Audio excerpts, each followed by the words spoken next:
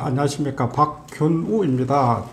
저는 IMF가 시작됐던 그 시점부터 상권 분석과 자영업자 관련된 컨설팅을 지금 현재 한 25년 정도 하고 있습니다. 그 중에서 지금은 이제 기업이나 지역은행들의 이제 신규 점포나 그리고 점포 재배치에 대한 컨설팅과 두 번째는 병원, 치과나 한의원의 개원 상권 입지 분석에 대한 부분들을 하고 있고, 그리고 상가 투자자, 그리고 자영업자들에 대한 상권 분석과 사업정 분석에 대한 컨설팅, 그리고 상가 시행사나 상가 매수자들이 이제 관심을 가지고 있는 해당 상가의 어떤 업종을 채울 것인지, MD 구성에 대한 컨설팅, 이런 부분들을 지금 현재 하고 있습니다. 그래서 현재 이제까지 25년 동안 상권 분석 컨설팅을 하면서 이제 경험들을 이제까지 세 권의 책을 썼는데, 2020년도에 인생 이막을 위한 상가 투자와 창업, 그리고 2022년도에 병원, 치과, 한의원, 개원 상권 분석이라는 책을 썼고, 2024년도에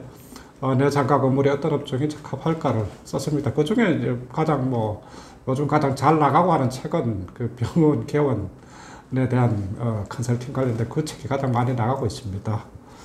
네, 그리고 제가 이번 주부터 이제 유튜브를 시작했는데, 유튜브 채널명은 상권 분석 현장에서라는 채널명입니다. 많이 이용해 주십시오. 2022년도에 저도 책을 썼지만은, 제가 병원, 치과, 한의원, 개원 상권 분석에 관심을 가졌던 부분들은, 제가 IMF가 끝나고 2000년대 초반에 이제 주로 지역은행들의 점포 재배치나 그리고 신규 점포 개설에 대한 컨설팅을 하면서, 실제로 이제 보통 보면은 이제 지역은행들은 1층에 들어가지만은 상층부에 주로 이제 병원, 치과 이런 부분들이 들어갑니다. 그래서 실제로 지역은행들하고 병원하고 상권 입지가 거의 사실 유사한 측면들이 많습니다. 그래서 지금 그 부분들은 지금 한 10여 년 정도 됐습니다. 그래서 제가 컨설팅한 부분들은 비교적 실적이 좋은 편입니다. 이런 부분들이 있는 것 같아요. 이제 보면은 물론 이제 상권이나 상가나 다 마찬가지지만, 결국은 상업용 건물 자체는 사용을 많이 해줘야 된다는 측면으로 이제 접근을 할 수가 있는데, 병원 같은 경우는 이제 환자라고 하는 뚜렷한 타겟층이 있는데, 환자들 또 보면은 과목이나 어쨌든 그런 부분들에 따라서 다 다릅니다. 또 하나가 과목뿐만 아니라 어떤 형태로 병원이 운영됐냐에 따라서 다르기 때문에 특히 타겟층이라고 하는 부분들이 사실은 굉장히 좀 범위 자체가 좀 한정된 그런 측면도 있지만, 결국은 환자의 접근성들이나 이런 부분들을 본다면은 일반 상권하고 또 같은 측면도 많습니다. 아무래도 그거죠. 사실은 이제 보통 보면은 이제 가장 개원하는 의사들의 이제 연령층들이 보면은 40대 전후 요 정도에서 많이 해요. 이제 어쨌든 몇 년 동안 봉지기로 하다 경험을 쌓아서 이제 어쨌든 개원을 하는 그런 측면인데, 가장 실제로 이제 40대에 접어들고 하면은 앞으로 어쨌든 실패에 대한 두려움, 이 부분들이 사실 가장 큰 것 같습니다. 그리고 또 이제 아무래도 이제 과거에는 또 개원하게 되면은 금융기관에서도 이제 대출이나 이런 부분이 상당히 원활하고 했었고, 그리고 소위 집안에서도 그야말로 의사 하나 키웠으면 대표 선수 아닙니까? 그러니까 집안을 다 틀어서 해주든지, 그리고 결혼을 하면 배우자 쪽에서 해주든지, 이런 측면이 있었는데, 요즘에는 거의 다 개원 의사가 대부분 대출이나 본인이 벌어서 하고 하는 그런 측면들이 많기 때문에, 이제 개원 비용에 대한 부분들이 생각을 많이 하게 되는 그런 측면인 것 같아요. 그리고 상권 입지에 어느 상권에 어떻게 입지를 정할 것이냐, 이 부분들이 사실 가장 또 큰 부분들이죠.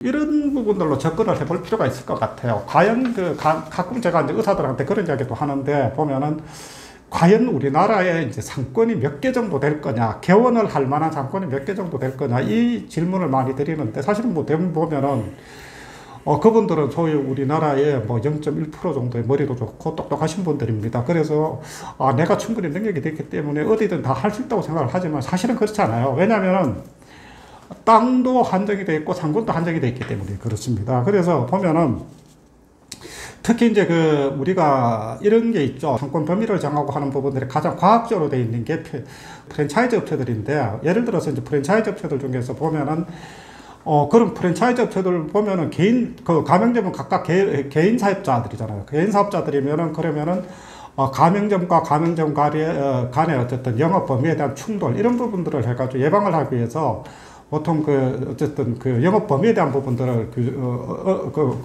정보 공개사라고 하는 부분들에서 이제 규정을 하고 있는데, 우리나라에서 가장 상권 범위가 타이트하게 되어 있는 부분들이 편의점입니다. 편의점은 가맹점 간 거리가 250m입니다. 250m인데, 우리나라에서 편의점이 가장 지금 어쨌든 우리나라 편의점 전체를 합치면 5만 5천 개 정도가 되는데, 그 중에서 4대 편의점이 한 약 5만 2천 개가 되고, 그 중에서 가장 숫자가 많은 게, CU가 16,787개가 그렇습니다. 그만큼 많다는 거죠. 그리고 이제 로컬에서 이제 가장 일반적으로 많은 부분들이 빵집인데, 파리바게뜨가 약 우리나라 한 3,400개 정도 됩니다. 그리고 또 이제 카페가 많은데, 카페가 이제 이디야 같은 경우가 약 한 3,000개가 되고, 그래서 이런 부분들이 있는데, 그러면은 과연 병원들이 할 수 있는 상권이 몇 개나 될 거냐, 이 부분들인데, 그래서 우리가 아까 앞서 말씀드렸던 프랜차이즈 같은 상권 범위를 정할 때 가장 과학적으로 많이 쓰고 하는 게,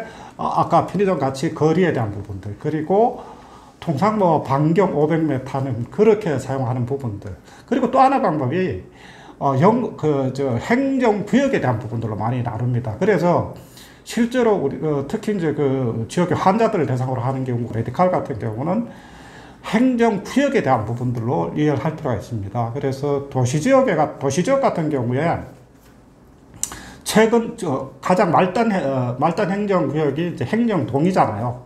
행정동인데, 우리나라 행정동이 2019년 기준에 2,100여 개 정도 됩니다. 그리고 행정공은 실제로 보면 인구가 늘어나면 분동이 되고 이렇게 나눠지기 때문에, 실제로 지금 2024년이기 때문에 많아도 한 2,100, 한 30, 40개 이 정도 넘지는 않을 겁니다. 그리고 읍면을 다 합치면 약 한 2,000개 정도가 되는데, 실제로 많은 돈을 투자하고 이렇게 이제 개원을 하는 입장에서는 실제로 읍면까지 가서 하려고는 잘 안 해요. 그러다 보니까 실제로 행정동을 가지고 따지면은 약 한 2,000개 정도가 되고, 그 중에서 행정동 중에서도 상권이 여러 개로 나눠져 있는데, 합치면은 약 한 3,000개를 넘기는 어렵다. 그러면은 이 3,000개를 가지고 어쨌든 지죽볶고 한다는 거죠. 그랬을 때 우리나라 보면은 지금 개원하고 있는 의원들이, 보통 보면 개원이들이 보면 병원급보다 의원급을 많이 하는데, 의원급이 지금 약 한 3만 5천 개 정도 됩니다.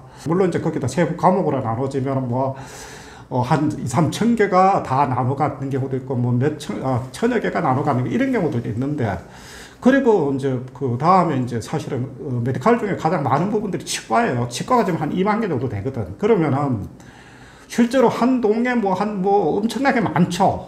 하여튼 그렇게 따지면은 한 7, 8개 이상씩. 근데 이게 우리가 행정동을 보면은 상권이 집중되어 있는 데도 있고, 사실은 어쨌든 장사가 잘 안 되는 데도 있기 때문에, 이런 부분들이 있어서 통상 보면은 이제 그러면은 이제 우리가 고민을 많이 해야 될 게, 어디다 할 거냐. 예를 들어 동에다 할 거냐, 행정동에 몇 개 합쳐진 사람들이 이제 접근을 할 수 있는 거점형에 할 거냐, 아니면 최소한 도시 전체 사람들이 접근하는 도시형에다 할 거냐, 이런 부분들은 사실 고민이 많아요. 그런데 어찌되었든 배락해가지고 우리가 경쟁을 하고 하는 부분들은 의원급에서는 약 한 3,000개 전후에 어쨌든 상권을 가지고 어쨌든 경쟁을 한다, 이렇게 보시면 될 것 같습니다.